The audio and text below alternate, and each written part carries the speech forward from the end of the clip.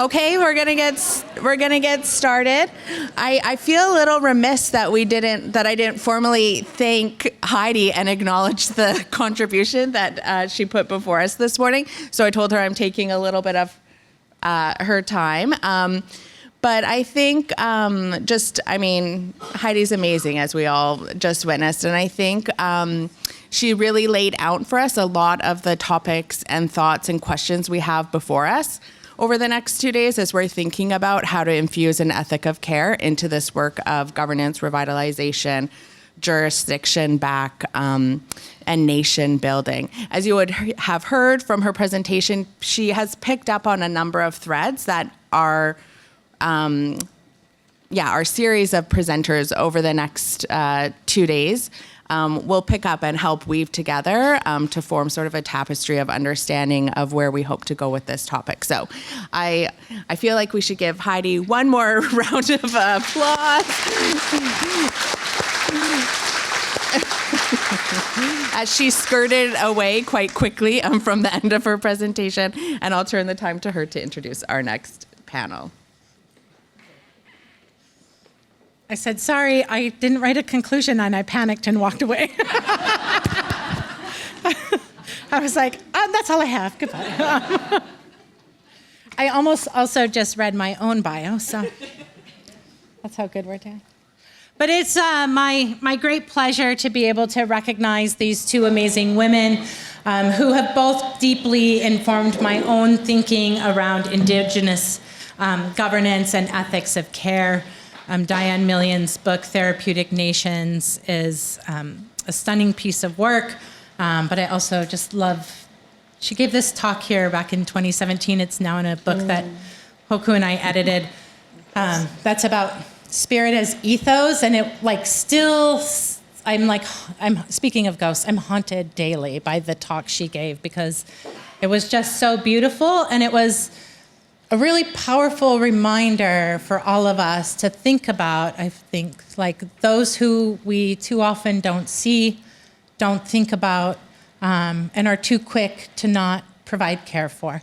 And so in many ways, she has been deeply instrumental in my own thinking about these issues. So I'll do the formal part. Dian is, I'm going to say it all wrong, too. I'll introduce myself. Okay, she's going to introduce herself. But she is an associate professor in the Department of American Indian Studies, an affiliated faculty in Canadian Studies and the Comparative History of Ideas program at the University of Washington in Seattle. As I mentioned, she's the author of Therapeutic Nations, Healing in the Age of Indigenous Human Rights, along with several articles such as There is a Home in Me, Theory from Life, Intense Dreaming, Theories, Narratives, and Our Search for Home, and Felt Theory, which I think is a concept that she's so well known for that many of you know, an Indigenous feminist approach to affect and history. And as I mentioned, she has a great chapter on Spirit as Matter, Resurgence as Rising, and Recreation as Ethos in the edited book, Indigenous Resurgence in an Age of Reconciliation. And it's a key theme she considers more in depth in the book project she's currently writing for Common Notions Press entitled In the Spirit of Our Renegade Care. She centers her work on the understandings that affect and affect of racial capitalism, settler colonialism, on Indigenous family and community health in North America, and seeks to illuminate the ways in which Indigenous life reorganizes and resurges in the face of colonial violence. And then I'm also so excited to be able to introduce and welcome Michelle Daigle. I always like to say she's Anishinaabe. I actually, like in my paper, it's going to be like, Anishinaabe scholar. She's not. She is Cree from Constance Lake First Nation, and many of the Crees in the room know that I like to just convert all Crees into Anishinaabe. And all of my students who were in my class last spring know that I'm deeply obsessed with her article on methodologies of care, which has also been quite generative for my own thinking. She's an associate professor at the University of Toronto with a cross-appointment in the Centre for Indigenous Studies and the Department of Geography and Planning. She holds a Canada Research Chair in Indigenous Geographies, and drawing on 20 years of collaboration with Indigenous communities and organizations, her research examines Indigenous life-making practices in the Muskegs amid the global conditions of colonial capitalist violence. Her current project focuses on the renewal of Indigenous kinship that emerged through Muskegowuk waterways and how an ethic of care informs conceptions of anti-colonial futures. And she has many publications and awards, and I'll just also note she has a recent co-edited book, Land Back, Relational Landscapes of Indigenous Resistance Across the Americas with Heather Dories. So please join me in welcoming our amazing speakers.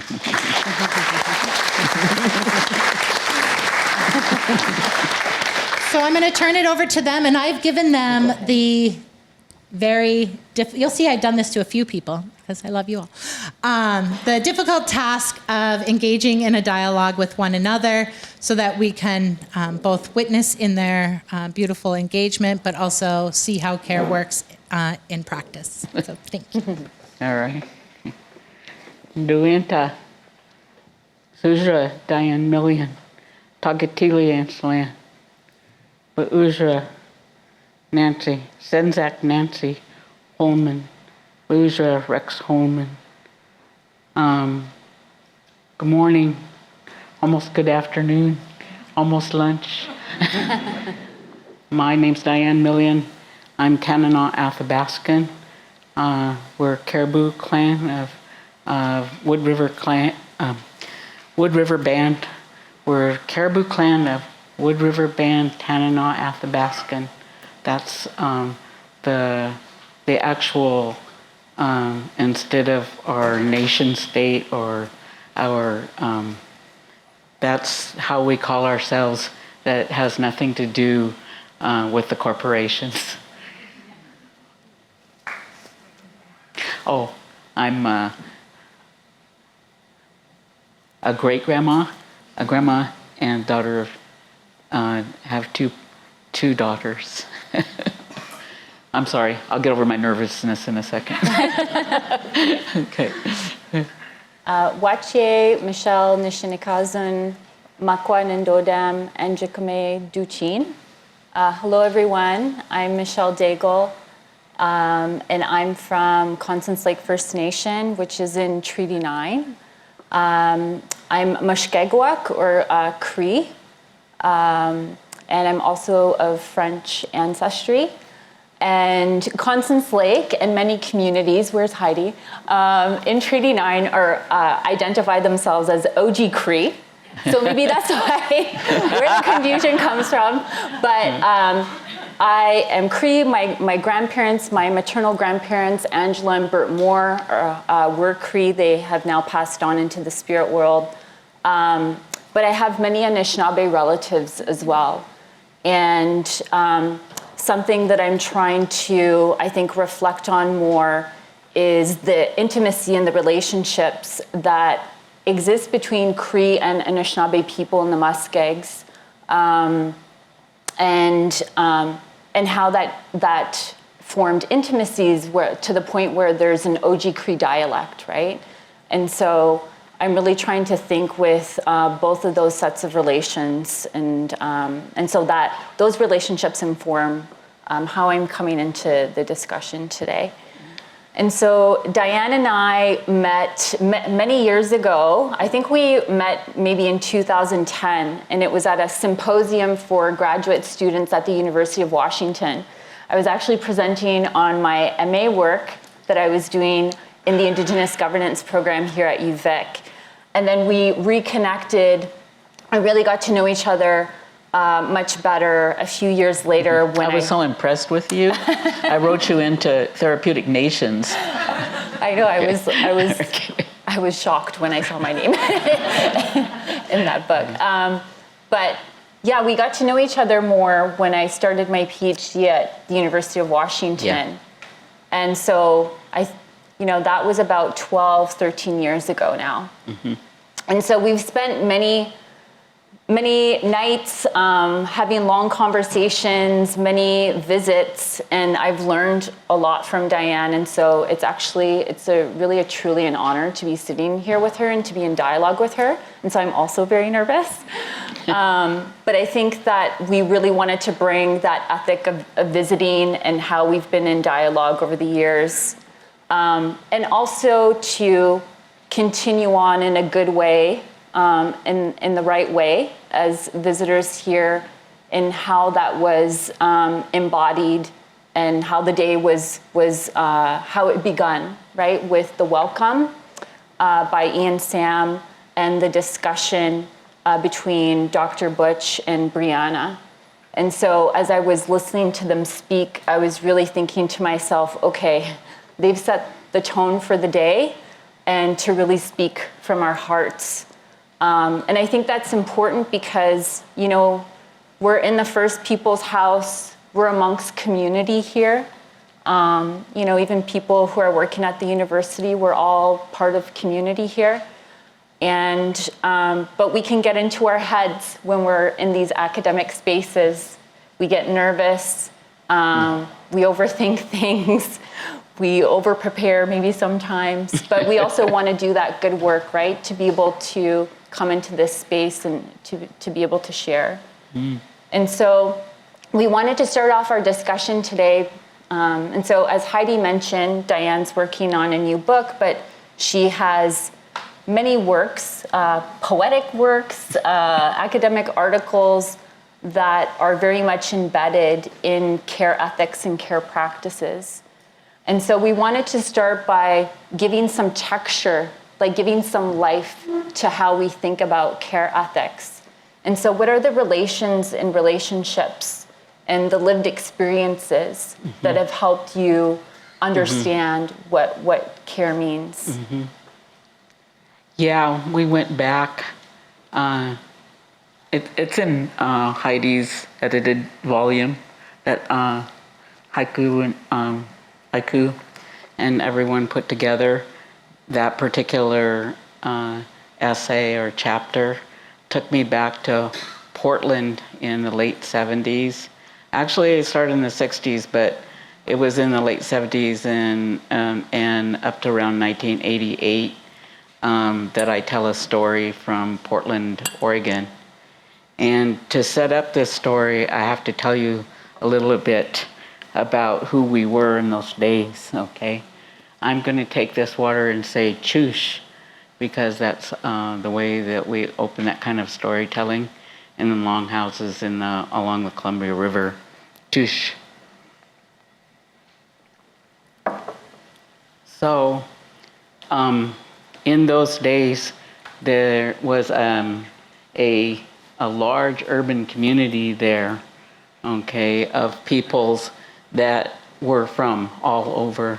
They not only were from Oregon and Washington, they were also from Alaska, like as I was, and Canada, and all of the Pacific Northwest. There were Lakota there, and people, and most certainly Korean and Anishinaabe. We were all there. We were all there, but you know, people forget the big relocation movements in the United States and why we were there. We were there because through the colonial acts on our families, colonial acts of dispossession and violence on our families, we were now newly urban Indians.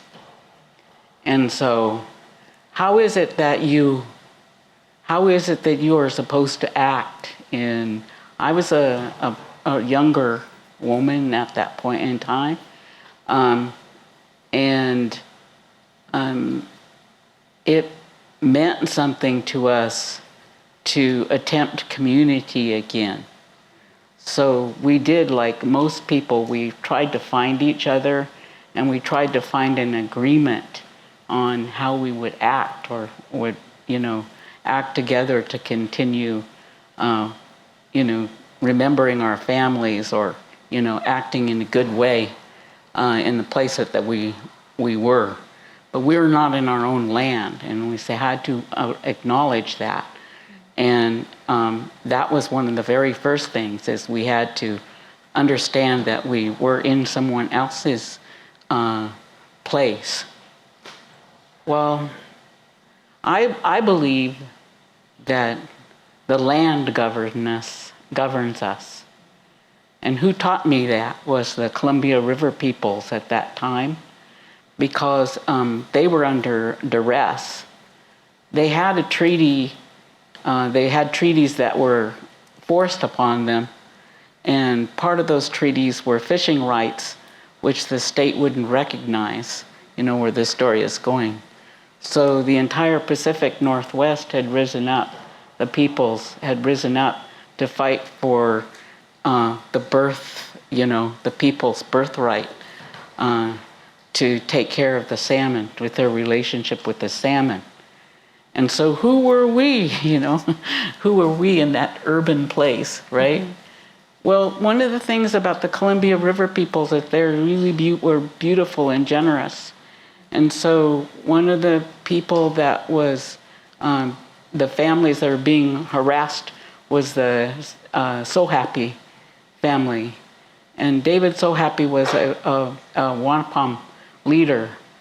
He was descended from Smohala, which was the Columbia River prophet. And he was generous with his teachings. And he told his folks, his family, to teach us too. So many of us were also activists in that time. And so we joined together and offered our services, of course, up to the Columbia River people. The So-Happies were considered outlaws because they weren't obeying the treaty, because they had always fished along the river in their traditional fishing places, which were called in-lieu sites at that time and weren't recognized by the state.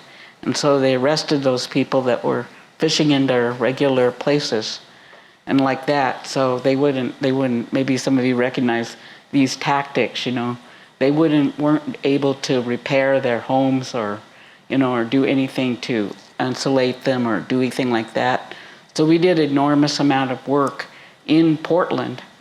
And many of us were the dispossessed as well. Many of us had come out of foster home systems. Many of us had been on the streets. Many of us were disconnected from our families. Many of us, we weren't highfalutin, upstanding citizens necessarily.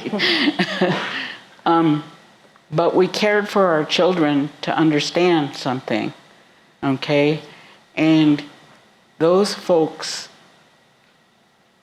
were the ones that brought us into relation with them, because we need to be in relationship with that place to understand the necessity of how governance actually acts. We recognize that there was an order there. An order means a manner, protocols, ways of acting towards each other, what it meant to respect the place, the water, the fish, everything we were in relationship with. So that story gets really deep, We fought with them for many years. They took care of us, but that is where I learned first recognize an order that I call governance, and the care it took to bring it into, even if we were outlaws. And I, take from that a lot to this day. It's engraved in my heart what it actually means to recognize that order in a place and what it actually means and the responsibilities that go with it. So I won't, just like our elder Dick shared with us this morning, when we're older we want to talk. We'll tell you a lot of stories and stuff. So anyway, let's give it back to you. You can speak as long as you want. Okay. For myself, I guess I also want to kind of return, you had mentioned the piece that you wrote for the edited collection, Resurgence in an Age of Reconciliation. And so in thinking about, our conversation today and coming into this space, I returned to the relationships and stories that are at the foundation of the piece that I recently wrote that Heidi mentioned at the beginning. And that means thinking about the women in my life, and specifically my grandmother and my mother. And so my grandmother, Angela Moore, and my mother, Jackie Moore. And how, when I think of giving texture or meaning to what care ethics means from a Mushkegowuk standpoint, I think about their life's work, right? Mm-hmm. And so they have both been involved in Indigenous education and language revitalization work their entire lives. And when I was younger, my sister and I we would always be accompanying them to community gatherings. We were often on the road, like lots of road trips, right? Going from Constance Lake to Thunder Bay, Ontario, which is a major urban hub for Indigenous folks in northwestern Ontario. But also, going to Toronto, so going to Six Nations sometimes for some of the work that my mom did. Sounds familiar. Yeah, always on the road, always on the move. And it was never a question, like my mom and my grandma just always like packed us up and like we were there with them for a few weeks at a time, especially during the summer. But they were doing this simultaneously as they were doing a lot of care work within our own family and community as well, right? And so my grandmother was a Cree teacher, and before Constance Lake had its own elementary and secondary school, she would teach the Cree language in the public school in town, in a predominantly like white French Canadian town, the border town to Constance Lake. And I remember she had her own little classroom at the end of the school, and she had like a fire exit in her classroom.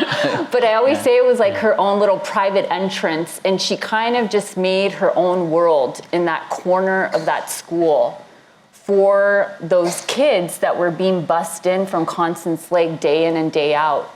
And it was kind of like a little refuge, I think, for them all. And I was going to the French school, and I would go and visit her during my lunch break sometimes. But when I think about that time, I think about this kind of, there's like a blurriness between the unpaid work that they would do within our homes and within the family, but then also the paid work that they would do as well, right? Yeah. Through their like professional positions. Yeah. And it's not like there was a clear distinction really in what those two forms of labor were. They really kind of like bled into one another. And it was really at the end of the day about building life for our family and for community, but also for people from other communities too, right? Like we were always working in collaboration with other folks. But it was also about, I think very similarly to how this gathering has been organized and planned, it was about thinking about how are we feeding people, how are we visiting with people. And so I remember my mom would always make that time to visit with her students and with their children. And so that's what I think I really kind of, that has stayed with me. And so there are moments when I wrote that piece, I think that, for a whole range of reasons, I'm hesitant to share those stories, those very deeply intimate stories of my mother and my grandmother, in a publication that's like in an academic journal. And I think that there are a lot of good reasons to not bring those relations into that work and to think really carefully about like how you're going to do that if you are. And I think that those are questions that we ask ourselves, whether it's like a relative by blood relation or whether it's, you know, someone we've worked really closely with, an elder or knowledge keeper who is like part of our extended family, right? Those are still questions that we have to ask ourselves regardless. But as I sat there, you know, as a grad student, the way that I was introduced to care ethics as a theoretical framework, it was very much through how it was taken up by feminist geographers and how they were working with, you know, they were building on the works of Joan Toronto, who's a political theorist. And there were many times where I sat down and I would write things out and I would try to work with that literature, but I was like, no, Then we invited you into the... Yeah. And then I found Dian on the university campus. But I think it's that it wasn't grounded within that place of like how I really knew care ethics, right? And so for myself, there's really been no other way that I've been able to reflect on that or to come into dialogue about it without grounding it within those relationships. They're not the only relationships or experiences that have taught me about care. But they're at the foundation, really. And, you know, when you're speaking about living in Portland and not being on your own homelands, that's an experience that is familiar to me too, you know, living on Coast Salish territories for 14 years. And now living in Toronto on territory that's shared between the Haudenosaunee and Anishinaabe people. And so there is an order, a political order, laws that govern that place. And there are also the laws that we carry with us, you know, in those places where we live. And I think it's about, it's about figuring out how to carry myself in a good way where I'm really upholding the laws of that place, but where I'm also able to embody what was taught to me, right? Like how to carry myself in a good way. Boy, that brought up something for me, man. One of the, I think the greatest compliments I was ever paid was by a Warm Springs elder. And like I came home, like I often did, like the refugee I was, with my friends, my Warm Springs friends, you know. They were springers, that's what we called them. Anyway, they took us home with them. Anyway, and so the mom, I was just hanging out and everything, and the mom said, you know, she found out where I'm from and everything, and she says, well, you must come from good people because you have really good manners. And I went, thank you. And, you know, it was kind of, for me, I did return home, you know what I'm saying? And I came home a very changed person, of course, because of my years away, because it wasn't my choice to go away in the first place. But it's that, you know, that people are willing to come into relationship with each other, that we need each other, that we find each other in all the places that we're at. And so an order develops anywhere we care enough about each other to enact the things that are basics, okay, I think. And I'm always a little careful about that, you know. But again, I am in Coast Salish territories, living on Nooksack land. I also say to my neighbors, you know, Haishka, Otsiam, I'm here to help. You know, I'm here to hear you, to listen to you, to listen to your guidance. I'm not here to tell you, you know, I'm here to listen to you. And I think that's you know, like, you know, you came onto a university And this is one of the first things, like, we have a colleague that understands this really well. Many of our colleagues, certainly Charlotte Cote does, okay, who's our Nuchanov colleague, but also Jean Dennison, who can't be here because of a family illness. But her Osage relative is with us. You will meet her too, Deborah. But what we do in the university is right away establish welcome to these young people that are coming to us, because the university is full of laws and settler colonial order, but there has to be a place for us, you know. And so you came and joined the food committee right away. So for us, the work that we do on campus actually has to do with our first foods, of course, because our first foods, again, to the Columbia River peoples that I was among, the whole order of the universe is around those first foods, okay?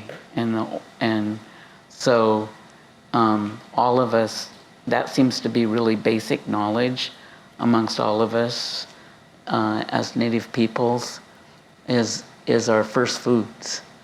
And so when you came looking for relatives, that's how you found us, right? Yeah. Yeah. Yeah. And so the food symposium that's been held at the University of Washington since I think 2012. Yeah. Yeah, I think that was the first one. And so what Diana is referring to is this annual gathering that was co-organized by faculty, staff, and students on campus.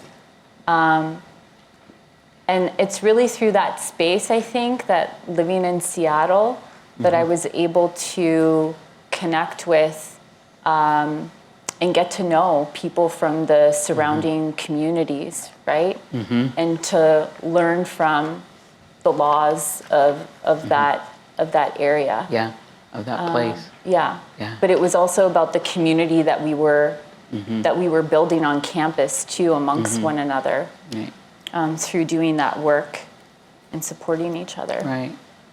I always think about that, you know, I mean, the reason I decided to even write about us in Portland was because of how much it, you know, like we established a place called Red Spirit Creations too at that moment in time. And we found our voices there. We became poets and writers there, you know, in the presence of each other's, you know, presence and absence. But it was absolutely necessary that we knew where we were at. Okay, it was absolutely necessary to always recognize who we were at and recognize who we are. You know, not to forget who we are, okay, and where we came from, but to know where we're at. Okay. And to me, that is a first order of care, okay? That's because it brings you into then the relationships you need to know how to give care, okay, in that place. Yeah. And so we're here today to also, to speak about the relationship between care and governance. Yep. And I think it's already been weaved through in everything that you've shared, but I wonder if you wanted to say a little bit more about how is it that we go from sharing these stories, right, of these relationships and these lived experiences within these particular places, and then how that helps us think about what governance actually means. I think certainly everyone who's spoken so far of this today has told you some part of that. Okay. I think that, you know, I've talked a lot about recognizing the order, in our relationships, okay, our relationships with the places that we're at. But it's also, I don't know how to put this any other way other than it's an act of love, okay, and it can be extended, okay, and it's not punitive. It's not a power over. It's a opening yourself up to what is needed here and what in fact must be done here. Okay, and I think that is a harder question, I mean, what I'm trying to do is get away from the acts of law, okay, and think with exactly how the needs of others actually discipline us to act, maybe. And even that word discipline is too harsh. It calls us into an act of love to recognize what must be done. I guess that's what I would say. Yeah. Off the top of my head. Yeah. Okay. I remember yesterday evening you had spoken about the necessity that people have, and how these necessities are also born out of the conditions of settler coloniality and racial capitalism, and so that so responding to the necessities that people have. Yes. Yeah. Thanks for bringing that word up again. Yeah. It is. Something that you've also written about in your work is that it's not by chance that the care work, the resistance and refusal that is part of our governance practices, that it's not by chance that a lot of this work is being done within our communities by women, by youth, and by queer people. Yep. Because there's a need to socially reproduce life and to socially reproduce our worlds and to socially reproduce ourselves.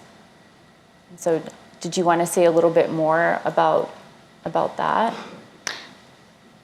It's interesting if you really remember how people actually worked together, you know what I mean, before they were split up into all these roles. Okay, the peoples, not only on the Yukon and Tanana rivers where I'm from, and the peoples of the Columbia River or the Fraser River, I'm a river girl, and the necessity to make our lives from what was given to us there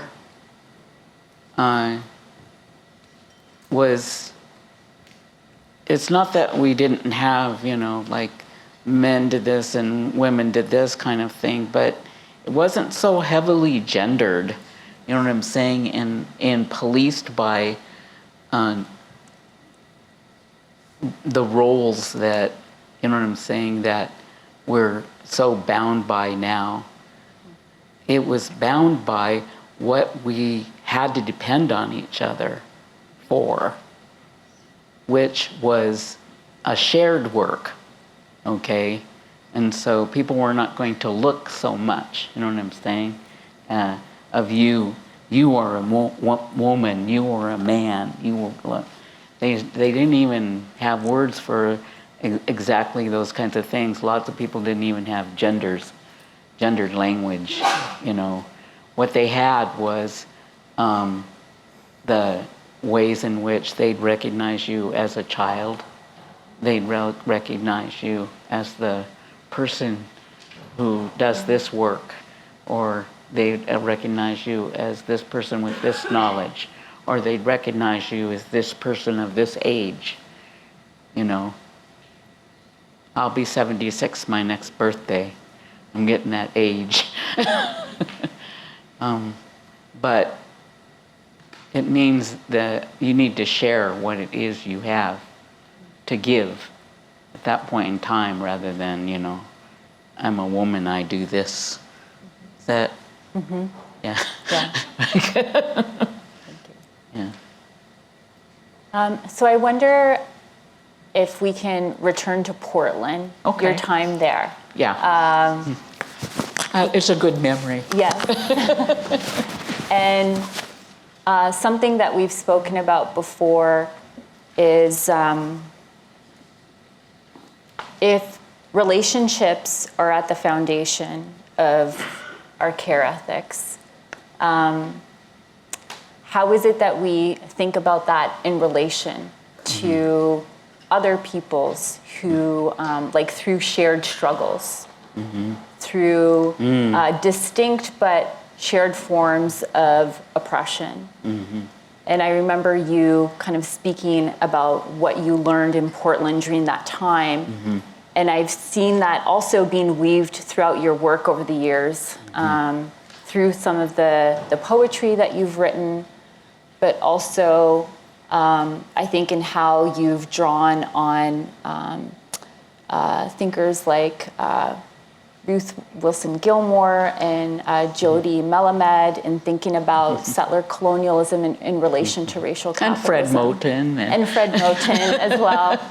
And Joy James. Yeah. And so I've always really appreciated how how you're able to reflect on that process of relationship building without losing kind of like the distinctness of indigeneity and the depth and intimacy of like how we think about care from a nation-specific point of view or place. I think that had I been at home, I might not have been able to make that particular heart leap. Mainly because, so we're related to the people down, upriver from us, or Minto. And we're related to these folks over here, and we're related, And like, I'm in Portland. These people are from all over. They're from Hawaii. They're from the Papagus Islands. They're from, that's where I first realized that there was something to indigeneity that can't be expressed. You know what I'm saying? In the labels that get put on it. Okay, there's a recognition of the heart there for certain people's ways of life. So I could, that sounds familiar. But it was also that in meeting really different peoples and in a moment in time, because we were activists, we were called upon to talk to each other. We were not, our movements at that point in time, all the way through the 60s and up, were movements of peoples who had been oppressed, had been dispossessed. And we did talk to each other. And I learned to learn from them.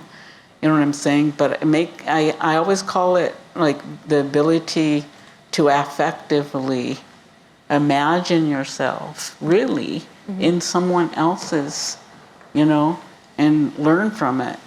And so I think that really broadened my ability, you know what I'm saying, not to be afraid to learn, you know what I'm saying, particularly right now.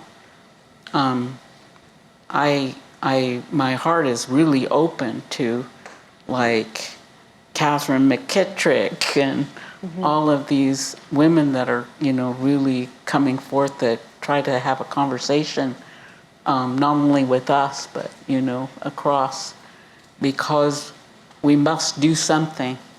We must do something. The United States has entered a very dangerous point of view. It doesn't want to be in relation with anyone, okay? We're going to have to fight there at some point to free ourselves again. And so I take this really seriously, what I'm saying.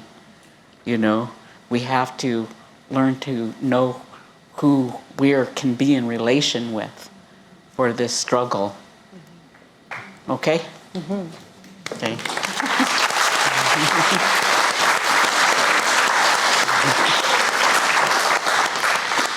Two questions. Do you want to do questions? Yeah. Okay. I'm not sure how much time we have left, but okay. We were thinking that we could open it up in case Get a someone question has or two. a question or two Yeah. for Diane.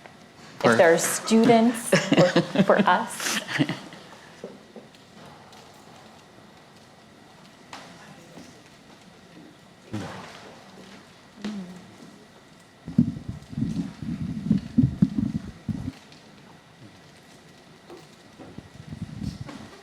Yeah. I guess it could be an You're on? offering. Thank you both. I have a question, something I think about a lot, about what you just said in terms of we're going to have to fight to free ourselves. I just graduated from the Indigenous Law program here, and we talk about how our ancestors, where I'm from, chose to sign treaties for peace, and that they knew the great cost of what war might bring to them, and they made a different choice. And I guess I'm curious about how you think about an ethic of care when you also maybe acknowledge that you might need to do something very difficult. Do it with care. I mean, always bring in, you're not alone. Okay, you're doing it in care and relation. So it's not you alone makes those decisions. What do you think? I mean, to be honest, immediately when you posed that question, I thought about Palestinian people in Gaza, and so how can you not think about those people, those relations, and I think how we understand like that what is happening there is people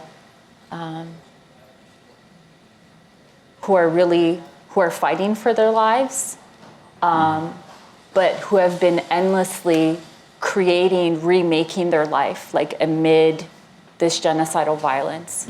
Prior to October 2023, and certainly as it's been ongoing the last 2 years. And so, all I would say is that that we can learn a lot from Palestinian people in this moment, but also historically. And what we've done today is we're coming into this space and sharing stories. And so what can we learn from their stories? And then, and that sharing of that story, then what responsibility do we have, Exactly. right? And them Yeah. like sharing that with us. And and so I don't have the answers, but I just wanted to share like immediately like what came to my mind and what I thought about. That was beautiful. Thank you.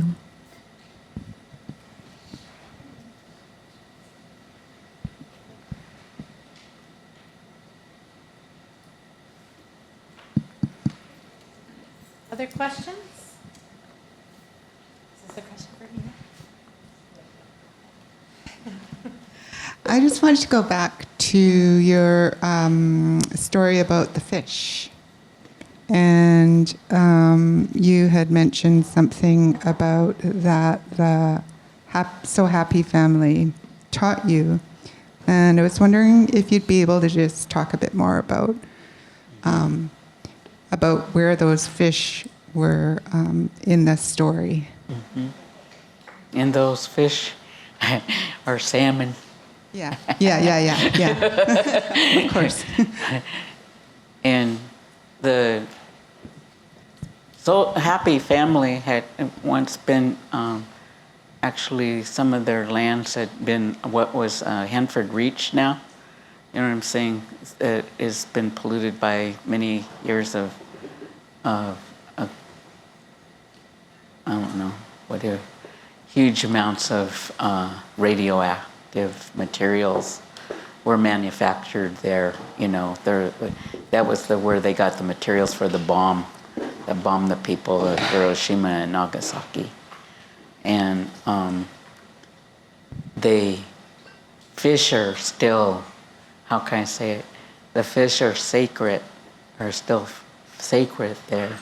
So some of them weigh like 50, still really big fish there. And all along the river, they took them at these different sites.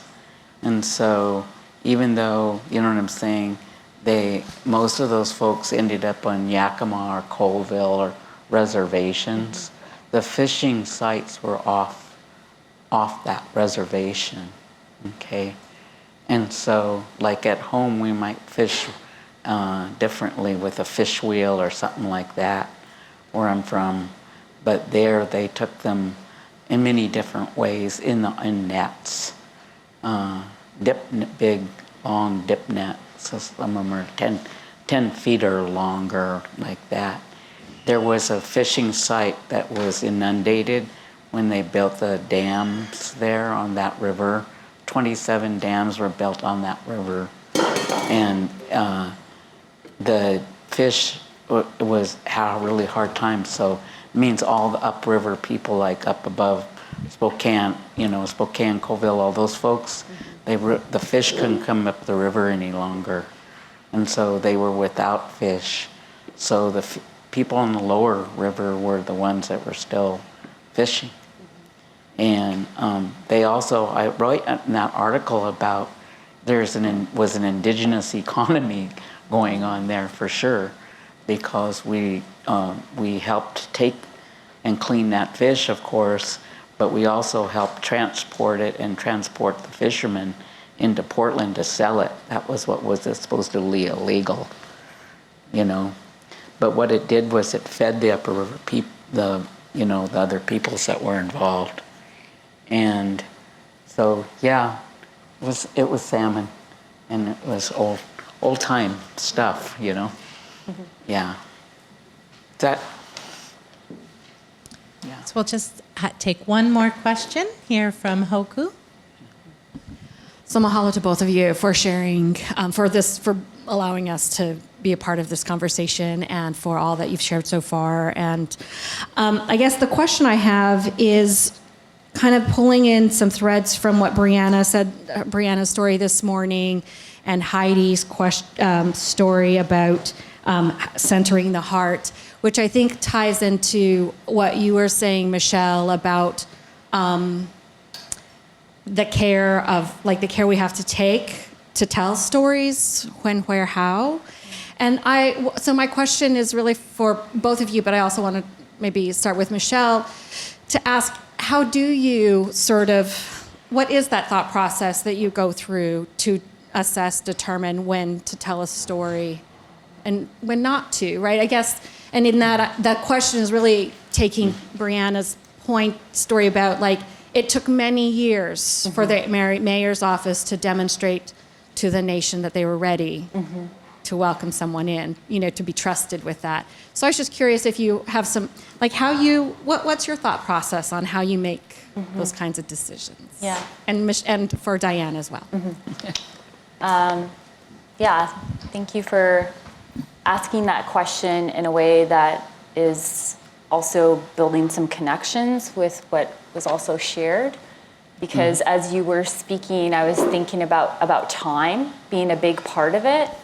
And so when you said that in Brianna's case that it took several years, right, before they were able to do that work or share certain stories, I think you said.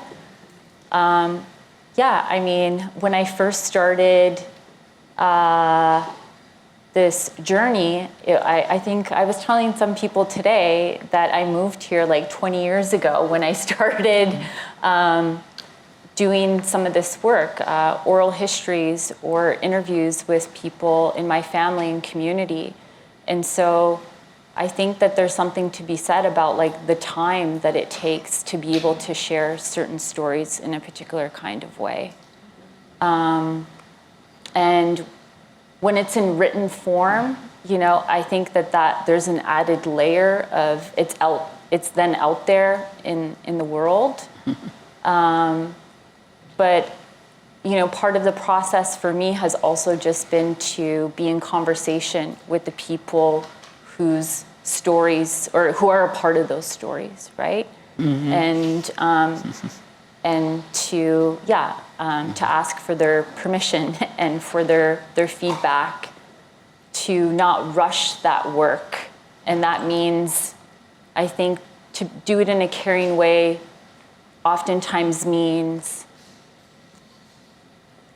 not kind of meeting the demands or the objectives that are put on us in this space, and to really to kind of go with what feels most responsible. And so even the piece that that we're kind of like referring to, you know, part of that work was me actually going home and taking part in care work for my grandmother, right, as she was like approaching the last years of her life. And I think even that piece of it, that, you know, whatever research or academic part of it, of work that is involved with going home, that had to take a back seat, right, to the work that was needed for my grandmother during that time. And so I think that's part. It's being in conversation and relying on the people that you're in relationship with and that you trust. But I think also taking that time, right? And so to sit with those stories. Yeah. I don't know. How about you, Dian? Well, I'm going over to Spokane next week to visit my friend Gloria Bird, who lived part of this story with me. She was in Portland at the same time as I was, and she's Spokane Indian. And I also still speak to Ed Edmo, who was also in Portland with me at that time. Vince Wanasee has passed. Many of the people that we worked with at that time have passed. And this is our shared story. And they trust me because it's their story too. It's the story I told you is not my own alone, you know. So the details that I have chosen to try to express are the ones, you know, that we have chosen to tell. Let's put it that way. And they trust me that I would tell it in a good way, or the best I know how. We were a rough bunch,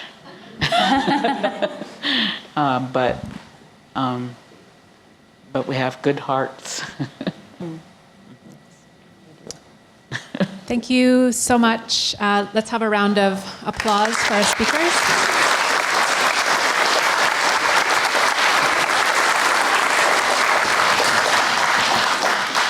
If you'll just stay seated for a moment, I have a gift. I'm trying to do two things at once. Thank you so much. If you want to sit here for just a minute. Okay, thank you. So before we break for lunch, I just want to talk about what's going to happen over lunch. So, and what will happen after lunch. So there is food available now out here. Those of you who are interested in going to hear about A Place of Medicine with Larissa Lapine and Drew Elves, Larissa is here now, and so I'll just briefly introduce them to everyone in case some of you don't get to aren't able to be part of the tour, or if you are walking through this space, and including not only the Place of Medicine where they'll talk more about their work, but around this building, Larissa and Drew have been doing work to bring the plants of the village that has been in this place long before the university back to life, and to create a space of harvesting, of governance through that cultivation of plants here on campus. So Larissa is the first, they're coming in, or no? Okay. Larissa will be outside and able to walk over to the medicine garden afterwards if you choose to. Oh, they are, okay. Oh, okay, so what would people? Okay, do they want me to introduce them or no?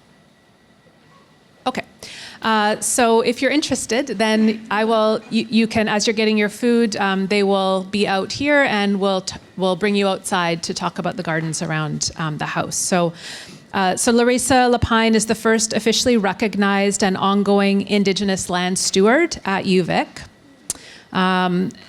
Larissa is also the first Lekwungen woman to teach as a sessional professor in the School of Environmental Studies and the Restoration of Natural Systems program. And that is a really significant role to take up the governance work of this place with a steward of this land. So I think that's an incredible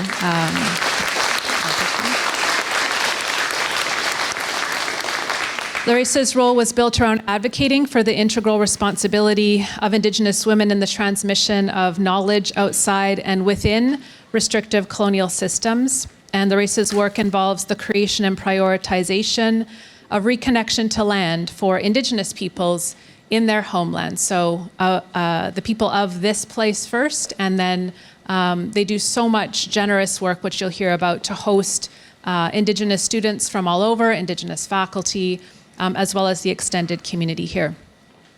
Drew Elves, UVic's eco-cultural steward, assists Larissa, UVic's inaugural Indigenous land steward, in the work that they do, including co-leading the work that's become a place of medicine. Drew's a continuing sessional instructor in the School of Environmental Studies and Restoration of Natural Systems program. He is a restoration ecologist, and Drew specializes in photic ecology with a focus on light as both a driver of ecological change and a diagnostic tool. He sits on the scientific advisory panel for Burns Bog, but is happiest spending time on the land with Larissa, teaching and learning together. So we're very lucky to have this opportunity. They're not able to do the tour tomorrow, so this is your chance. So please, those of you who want to grab food and then learn with Larissa and Drew. We will be starting 15 minutes late since we're running a little behind, so please be back here at 1:15. Lisa Boyven, the beautiful artist who created our design that's on the front of the programs, the piece of art, will be speaking about her artwork and scholarly practice. So 1:15. Gela Kasla.